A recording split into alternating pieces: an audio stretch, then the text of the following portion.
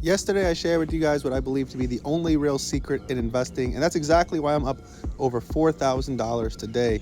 Because instead of trying to figure out if I should short the market or long the market, I'm simply figuring out ways to be able to dollar cost average, buy the dip on strong assets without having to predict anything, without having to be wrong or right, but instead just using the powers that be in my favor, using the universe in my favor.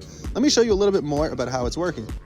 So as you can see on this current position on IBIT, I have 700 shares for a market value of almost $34,000. Now on the shares, I'm up over $400, which isn't a lot because obviously on a bull run we'll go up way more.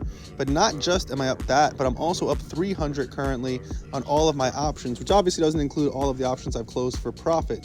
So it's just allowing me to win in all ways because again, we're buying shares, we're selling calls, we're selling puts. Ultimately, when you sell options, what you're doing is you're putting yourself in a position to almost always win, right? Because people who buy options decay. Of course, there's ways to buy options correctly and be profitable, which I do as well, and I share those strategies as well.